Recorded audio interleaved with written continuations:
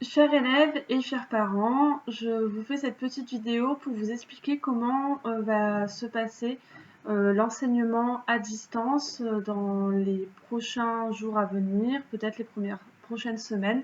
Nous ne savons pas encore. Donc c'est une vidéo de présentation pour ce qui va être mis en place dans la continuité pédagogique que nous devons assurer en tant qu'enseignants et pour que les enfants puissent continuer à avancer dans le programme scolaire de CE2.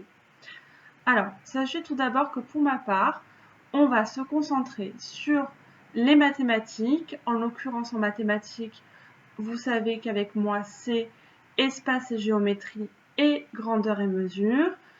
Nous allons aussi faire du français. Donc avec moi, c'est de la lecture-compréhension, de la littérature, de la grammaire et de l'orthographe. Et enfin, les sciences. Nous allons continuer le programme de sciences. Alors, pour cette première semaine, pour que chacun prenne ses marques, vous en avez besoin et j'en ai besoin aussi. Nous ferons seulement du français et des mathématiques pour commencer dès la semaine prochaine les sciences. À partir de la semaine prochaine, je vous enverrai tous les dimanches un mail le dimanche soir sur les apprentissages de la semaine, sur ce que vous devez faire en tant qu'élève chez vous sur la semaine, plus particulièrement le lundi et le mardi, comme si nous étions en classe ensemble. Pour chaque leçon, vous aurez le titre, donc quelle matière il s'agit et de quoi nous allons parler dans cette leçon, l'objectif de la séance, c'est-à-dire ce que vous devez apprendre durant la séance, ce que vous devrez être capable de faire à la fin de la séance, le matériel nécessaire, est-ce qu'il vous faut le fichier de français, est-ce qu'il vous faut le fichier de maths, est-ce qu'il vous faut aussi un cahier de brouillon, est-ce qu'il vous faut un compas, une règle, une équerre, voilà, tout ce qui sera nécessaire et la durée approximative. Ça, c'est peut-être plus pour vos parents, pour vous, pour que vous puissiez voir combien de temps cela va prendre à peu près. Je souhaite que cela puisse se faire en autonomie, parce que vous, les élèves, je sais que vous en êtes capables de travailler en autonomie. Et pour les parents, je pense que ça vous permettra de vous soulager un petit peu dans cette période qui peut être difficile. Chaque leçon sera donc faite de la même façon. Je ferai une vidéo YouTube et vous aurez dans mon mail hebdomadaire le lien vers cette vidéo YouTube qui sera toujours sur cette chaîne que vous êtes en train de regarder. Donc, dans un premier temps, je ferai une introduction de la leçon comme si on était en classe, en disant de quoi on va parler, en rappelant que ça se réfère à la leçon que nous avons vue précédemment, ce que nous avions appris précédemment, ce que nous allons apprendre aujourd'hui et dans quel ordre on va procéder. Et puis ensuite, je vous expliquerai les exercices que vous devrez faire, comme quand on reformule les exercices, les énoncés en classe, mais là, comme vous ne serez pas là pour les reformuler pour moi, et ben, je le reformulerai pour vous. Ensuite, ça sera un moment d'autonomie. Donc, vous pourrez quitter la tablette, l'ordinateur, le téléphone, l'endroit où vous regarderez cette chaîne YouTube pour vous mettre à votre fichier et faire seul les exercices, vu que vous aurez bien compris les consignes.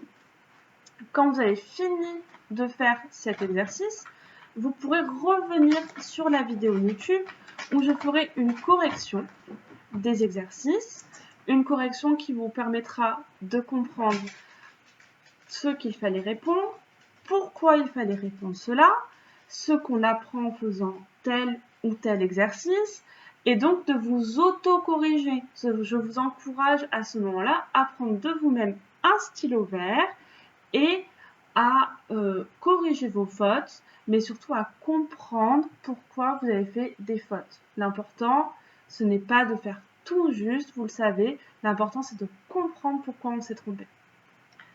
Donc ce sera toujours la même chose, que ce soit pour le français, les mathématiques ou les sciences. Je mettrai des programmes par journée, c'est-à-dire, je vous dirai le lundi, faites plutôt ça, ça, ça, dans tel ordre, et le mardi, plutôt cela, cela, cela, dans le même ordre. Ça sera en rapport avec l'emploi du temps que nous avons normalement en classe. Comme ça, vous aurez un petit peu les habitudes de comment on travaille en classe. Bien sûr, on ne pourra pas faire toutes les matières. Vous doutez bien que faire du sport, ça va être compliqué pour moi et pour voir ce que vous pratiquez en danse, ce qu'on devrait faire normalement. Mais on le fera quand vous reviendrez à l'école. Si vous le souhaitez, vous pouvez le faire dans l'ordre que vous voulez. Vous pouvez aussi décider de travailler un petit peu le mercredi, si cela vous va davantage. Moi, cela m'est égal. Ce que j'attends de vous, c'est que vous soyez sérieux sur ces apprentissages et que vous travaillez bien sur ce que je vous donne à faire toutes les semaines. Vous n'aurez pas énormément de leçons puisqu'il y a des matières que nous ne pouvons pas faire par vidéo. Il faut que vous soyez devant moi. Par exemple, en anglais, si je ne vous entends pas parler anglais, ça va être difficile. Si en EPS, c'est difficile. Le conseil de classe, on ne peut pas le faire à distance, forcément. Donc, voilà. Mais sur ce que je vais vous donner à faire, j'attends vraiment que vous soyez sérieux et que vous fassiez votre programme hebdomadaire. Les vacances sont pas encore là. Pendant les vacances, ce sera le moment de vraiment lâcher prise sur le travail. Cette semaine, exceptionnellement, parce qu'aujourd'hui, nous étions en réunion pour voir comment justement on allait pouvoir travailler avec vous à distance. Je vous enverrai une partie du travail demain matin et une partie dans l'après-midi, le temps que je filme les vidéos YouTube que vous verrez. Je reste joignable par mail, bien sûr, du lundi au vendredi. J'essaie de répondre le plus vite possible, mais si vous m'envoyez un mail à 2 h du matin, et j'espère que vous ne le ferez pas, il est possible que je vous réponde que le matin en me réveillant. Par ailleurs, je vous propose à vous, parents, mais aussi aux enfants, sous la supervision des parents, la création d'un groupe WhatsApp. WhatsApp, c'est une application qui permet d'ajouter pas mal de personnes et d'avoir une conversation groupée. Quel peut être l'intérêt? Vous avez une question directe, vous préférez passer par WhatsApp plutôt que par le mail. Vous pouvez aussi envoyer des notes audio par WhatsApp. Si vous avez une question, peut-être que si un enfant a une question, ça va être plus compliqué pour lui d'écrire un mail et donc il préférera m'envoyer la question en s'enregistrant. Par contre, vous devez savoir que sur WhatsApp, contrairement au mail où les adresses mail seront cachées, vous ne verrez pas les adresses mail des autres parents, sur WhatsApp, tous les numéros de téléphone sont visibles. Donc c'est pour ça que je vais, dans le mail que je vais vous envoyer là, vous proposer de rejoindre ce groupe WhatsApp si vous le souhaitez.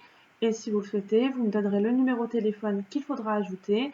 Et donc du coup, implicitement, vous saurez que les autres parents ont accès à votre numéro de téléphone.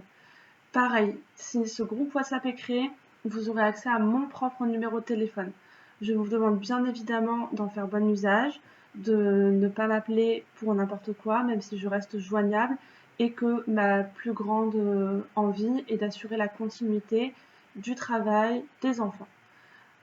Sur ce, je vous souhaite une bonne soirée ou une bonne matinée si vous regardez cette vidéo demain matin. Et je vous dis donc à demain pour les premiers travaux à venir. Prenez soin de vous surtout, profitez de ce temps en famille aussi. Et je vous dis à très vite, même si c'est à travers des vidéos. Au revoir.